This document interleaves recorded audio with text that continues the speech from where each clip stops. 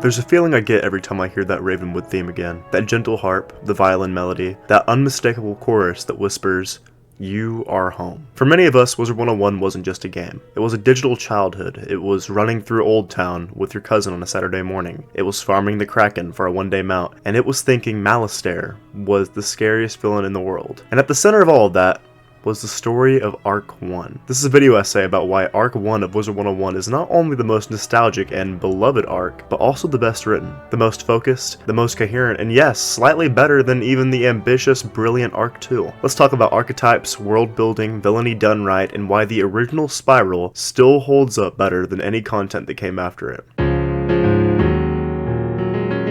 Let's begin by grounding what we're talking about. Arc 1 includes Wizard City, Krokotopia, Marleybone, Mushu, and Dragonspyre. It's the story of Malistaire Drake, a former professor at Ravenwood who, devastated by the death of his wife Sylvia, abandons everything and sets out to harness, well, forbidden magic to bring her back. It's simple.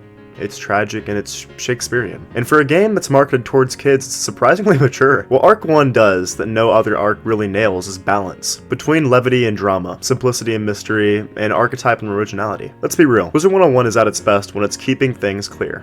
And Arc 1 is laser focused. You're a new student at a magical school, something is wrong, dark forces are awakening, and you go on a journey to stop them. It sounds basic, but here's the thing.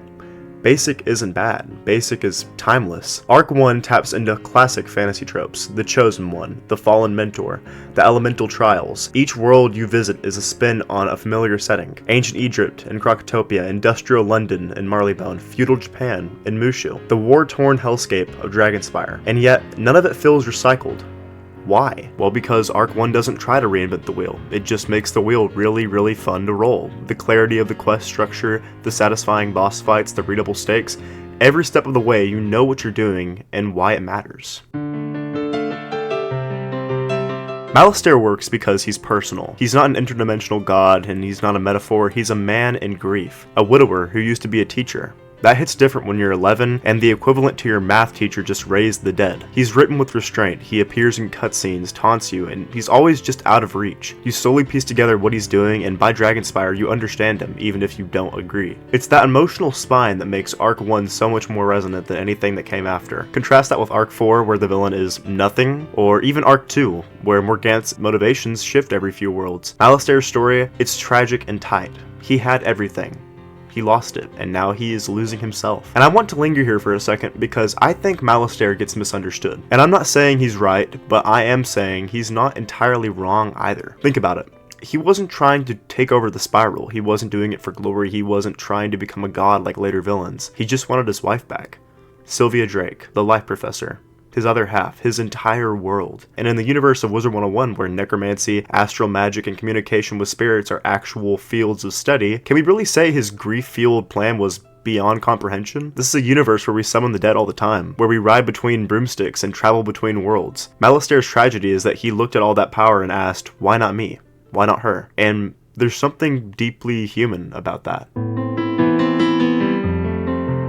Arc 1 also just nails exploration. Wizard City gives you that safe Hogwarts-esque starting point, and then you're flung across 4 completely different worlds. And yet it all feels connected. The Spiral never feels like a sci-fi multiverse, it feels like a real magical universe, full of culture, flavor, and history. Krokotopia is full of ancient secrets. Marleybone has societal drama. Mushu is peaceful and philosophical. Until it isn't. Dragonspyre is desolate, ruined, and genuinely scary. Each world isn't just a new biome, it's a new chapter in the story of the Spiral. And because you're chasing Malistaire the whole way, the pacing never loses its momentum. Arc 1 thrives because it embraces archetypes. Every world gives you a miniature hero's journey. You start weak, you prove yourself, you train with the mentor, you defeat a tyrant or monster or warlord, and you leave changed. Karkapatra, Yaoyardi, the Jade Oni, Malistaire himself, these are all characters who slot beautifully into classical roles but still feel unique. They're digestible for younger players but smartly written enough for older players to enjoy. Compare that to Arc 3's Mirage and Imperio, where the metaphysical themes get so convoluted you're not even sure who's lying to whom. Or Arc 4's Novus, which feels like a fever dream of symbols without stakes. Arc 1 says, here's the villain, here's the world, go save it. And you do. And it feels amazing.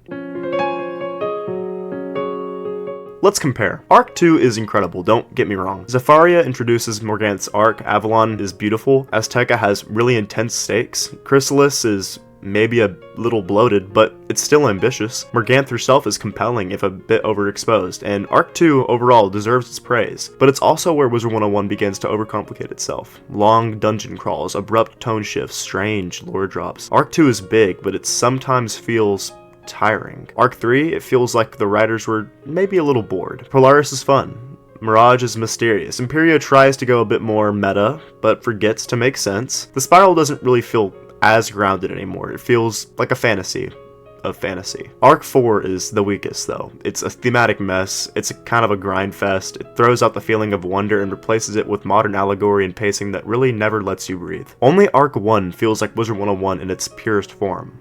Honest, cozy, a little spooky, and incredibly fun. Now, I know some people will say, well, you're just nostalgic. And yeah, I am, but nostalgia isn't a flaw. It's a proof something mattered. The reason Arc 1 lives rent-free in so many players' minds isn't just because we were kids when we played it, it's because it was written for us. With heart, with simplicity, with a desire to make magic feel real. We remember Triton Avenue because it was the first time we met Lord Nightshade. We remember Marleybone because that rooftop music still slaps. We remember Dragonspyre because it made us feel like the fate of the Spiral rested on us. That's more than nostalgia. That is good storytelling. Arc 1 of Wizard 101 isn't perfect. Some quests are tedious, some dialogue is pretty cheesy, but in the grand tapestry of the Spiral, it remains the heart of the story. It gave us our foundation, it introduced the best villain, it made us care, it made us feel magical, and most importantly, it made us want to keep playing. So thank you, Ravenwood, thank you, Malistaire, thank you to the old school Marleybone guards. You made something timeless. And maybe, just maybe, the Spiral needs a little bit more of that again. Something timeless. Thank you for watching.